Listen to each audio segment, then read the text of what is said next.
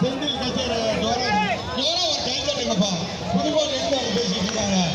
மேலே இருந்து அதோட கையை தட்டுறது பரவாயில்ல. மேலே இருந்ததெல்லாம் அண்ணன் பேச பேச கை தட்டிகிட்டே இருக்கணும்.